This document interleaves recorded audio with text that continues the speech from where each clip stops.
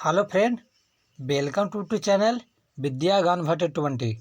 मैं संजीव कुमार आज साइंस से रिलेटेड बायोलॉजी का कुछ ऑब्जेक्टिव क्वेश्चन लेकर आया हूं, जो एग्जाम की दृष्टि से देखा जाए तो अति महत्वपूर्ण है। जिसका पहला प्रश्न है,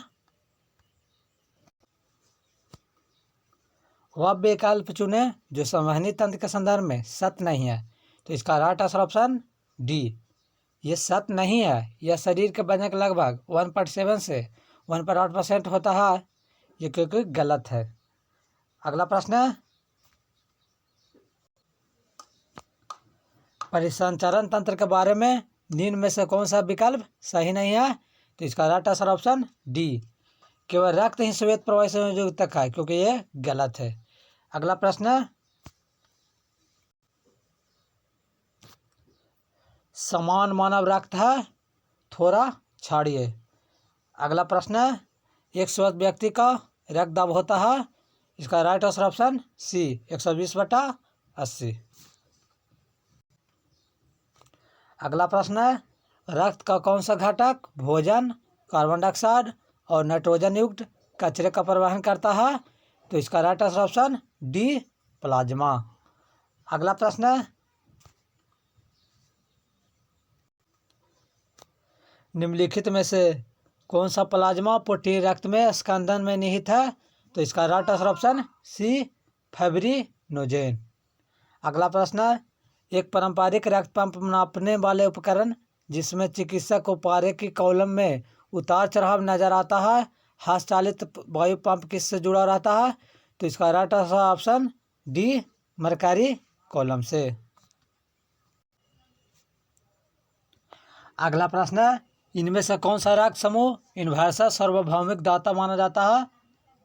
ओ, तो इसका राइट आंसर ऑप्शन बी। अगला प्रश्न है, इनमें से कौन सा एक रक्त समूह नहीं है। सी एक रक्त समूह नहीं है। अगला प्रश्न है, निम्नलिखित में से किस रक्त समूह को सार्वभौमिक दाता के रूप में जाना जाता है। ओ को सार्वभौमिक दाता के रूप में जाना जाता है। अगला प्रश्न है, मानव शरीर के रक्त का पीएच स्तर होता है 7 से 7.4। अगला प्रश्न है, रक्त में पाया जाने वाला शरीर में ऑक्सीजन परिवहन के लिए जिम्मेदार होता है लाल रक्त कोशिकाएं। तो इसका राइट आंसर ऑप्शन सी। अगला प्रश्न है, रक्त का इनमें से कौन सा घटक ऑक्सीजन का परिवहन करता है। तो इसका राइट आंसर ऑप्शन हो जाएगा डी, आरबीसी। आरबीसी रक्त के ऑक्सीजन का परिवहन करता है। अगला प्रश्न है, वायवीय श्वसन क्या है। तो वायवीय श्वसन ऑक्सीजन की उपस्थिति में श्वसन है। इसका राइट आंसर ऑप्शन बी। अगला प्रश्न है, रक्त का वह भाग है जिसमें 92% जल होता है और 7% प्रोटीन, खनिज, हार्मोन, एंजाइम तथा अन्य पदार्थ होते हैं। प्लाज्मा। तो इसका राइट आंसर ऑप्शन डी। अगला प्रश्न है, मानव शरीर के किस अंग पर एंजियोप्लास्टी की जाती है। तो इसका राइट आंसर ऑप्शन हो जाएगा सी, हृदय। हृदय मानव शरीर के एंजियोप्लास्टी की जाती है। अगला प्रश्न है, हीमोग्लोबिन में निम्नलिखित में से कौन सी धातु मौजूद होती है। तो इसका राइट आंसर ऑप्शन हो जाएगा बी, लोहा। लोहा हीमोग्लोबिन में धातु मौजूद होती है। अगला प्रश्न है, हीमोग्लोबिन में पाया जाता है रक्त। रक्त हीमोग्लोबिन में पाया जाता है। अगला प्रश्न है, हीमोग्लोबिन में मौजूद प्रोटीन है ग्लोबुलिन। ग्लोबुलिन हीमोग्लोबिन में मौजूद प्रोटीन है। अगला प्रश्न है, मानव शरीर के पल्स दर की जांच क्यों की जाती है। क्योंकि दिल की फंक्शनिंग जांच के लिए। अगला प्रश्न है, मानव हृदय की समान हृदय स्पंदन प्रति मिनट होती है। इसका राइट आंसर ऑप्शन सी, 60 से 100 बार। अगला प्रश्न है, मानव रक्त प्लेटलेट्स छोड़ते हैं जो रक्त के थक्के बनाने में मदद करता है। तो इसका right answer option prothrombin. Prothrombin मानव रक्त प्लेटलेट्स छोड़ते हैं जो रक्त के थक्के बनाने में मदद करते हैं। अगला प्रश्न है, रक्त में सफेद रक्त कण है शरीर में संक्रमण से बचाते हैं। तो इसका राइट आंसर ऑप्शन सी। अगला प्रश्न है, आंतरिक गति निर्धारक मानव शरीर के निम्नलिखित अंगों में से कहाँ स्थिर होता है? तो इसका राइट आंसर हो जाएगा बी, दिल। दिल में आंतरिक गति निर्धारक मानव शरीर के अंगों में से स्थित रहता है। अगला प्रश्न है, ए, बी और ओ खून प्रणाली का आविष्कार किसने किया था? Karl Landsteiner. कार्ल लैंडस्टीनर ने ए, बी और ओ खून प्रणाली का आविष्कार किया था।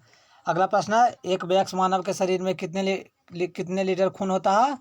5 से 6 लीटर एक वयस्क मानव शरीर में खून होता है। अगला प्रश्न है, निम्नलिखित में से कौन सा हृदय के कार्य को अधिक उपयुक्त रूप से बताता है? तो इसका राइट आंसर हो जाएगा ऑप्शन ए, इलेक्ट्रोकार्डियोग्राम। अगला प्रश्न है, मानव रक्त के पीएच का लगभग मान क्या है?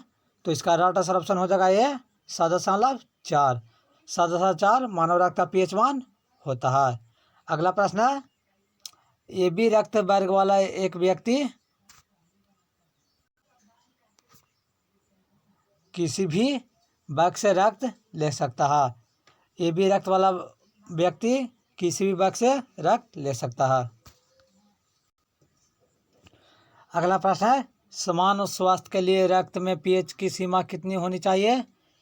7.35 से 7.45। इसका राइट ऑप्शन सी। अगला प्रश्न है, रक्त एक ऊतक है संयोजी?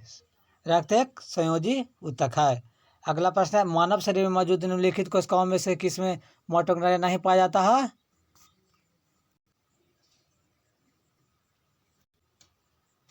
लाल रक्त कोशिका में। अगला प्रश्न है, निम्नलिखित में से कौन सा अशुद्ध रक्त संचार करता है?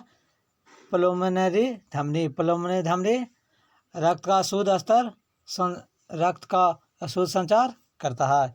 अगला प्रश्न, निम्नलिखित में से कौन सा कोलेस्ट्रॉल का उल्लेख नहीं करता है? तो इसका राइट आंसर ऑप्शन हो जाएगा C, rhesus factor. Rhesus factor cholesterol का उल्लेख नहीं करता है। अगला प्रश्न है, धमनियों रक्त का वहन करती है जो कि भारी होती है ऑक्सीजन से। अगला प्रश्न है, प्लाज्मा जो रक्त का एक संघटक है एक है द्रव है? प्लाज्मा जो रक्त का एक संघटक है जो एक है द्रव। अगला प्रश्न, निम्नलिखित में से कौन सा विकल्प लाल रुधिर कणिकाओं के बारे में सही नहीं है? तो इसका राइट आंसर हो जाएगा ऑप्शन सी, लंबाई 1507 माइक्रोमीटर। अगला प्रश्न है, निम्नलिखित में से कौन सी नस शरीर की पूर्ववर्ती हिस्सों में से रक्त एकत्र करता है? Superior vena cava. तो इसका राइट आंसर ऑप्शन सी। अगला प्रश्न है, वह विकल्प चुने जो परिसंचरण तंत्र के बारे में सत्य नहीं है। तो इसका राइट आंसर ऑप्शन हो जाएगा डी, वह शरीर का भार का लगभग 17 से 18% होता है। तो इसका राइट आंसर ऑप्शन डी। अगला प्रश्न है, समान मानव का खून बहने का समय और जमने का समय क्रमशः कितना कितना होता है? तो इसका राइट आंसर हो जाएगा ऑप्शन सी, 2 से 7 और 3 से 10 मिनट। अगला प्रश्न है, मानव रक्त में सबसे बड़ी कणिकाएं हैं? तो इसका राइट आंसर हो जाएगा श्वेत कोशिकाएं। श्वेत कोशिकाएं मानव रक्त की सबसे बड़ी कणिकाएं हैं। अगला प्रश्न है, रक्त में तंतुबंध नहीं होते हैं? रक्त में तंतुबंध नहीं होते हैं। तो इसका राइट आंसर ऑप्शन बी। अगला प्रश्न है, हीमोग्लोबिन में निम्न में से कौन सी धातु मौजूद है? लोहा। लोहा हीमोग्लोबिन में धातु मौजूद होता है। अगला प्रश्न है, हृदय पेशी कोशिकाएं होती है? बेलनाकार, शाखायुक्त और एक नाभिकीय यूनिकुलेट। अगला प्रश्न है, निम्नलिखित में कौन सी नलिकाएं हैं जो दिल से निकलती है और शरीर में विभिन्न अंगों में रक्त संचारित करती है? तो इसका राइट आंसर हो जाएगा ऑप्शन सी, धमनी दिल से निकलती है और शरीर में विभिन्न अंगों का रक्त को संचारण करती है। अगला प्रश्न है, हृदय चक्र क्या है? हृदय चक्र हृदय के संकुचन और शीतलीकरण का एक चक्र है। अगला प्रश्न है, हृदय के 4 भागों में विभाजित किया जा सकता है। हृदय के कितने भागों में विभाजित किया जाता है? 4 भागों में। अगला प्रश्न है, निम्न में से किसकी तुलना में सैनिकों से की जा सकती है? तो इसका राइट आंसर हो जाएगा ऑप्शन डी, श्वेत रक्त कोशिकाएं। श्वेत रक्त कोशिकाओं की तुलना सैनिकों से की जा सकती है। अगला प्रश्न है, वह विकल्प चुने जो संवहनी तंत्र के संदर्भ में सत्य नहीं है। तो इसका राइट आंसर हो जाएगा ऑप्शन सी, रक्त कम दबाव पर उनमें झटके से और तेजी से बढ़ता है। तो इसका राइट आंसर ऑप्शन सी। अगला प्रश्न है, मनुष्य के शरीर में उपस्थित निम्न में से किस कोशिका में केंद्रक नहीं होता है? तो इरिथ्रोसाइट में केंद्रक नहीं होता है।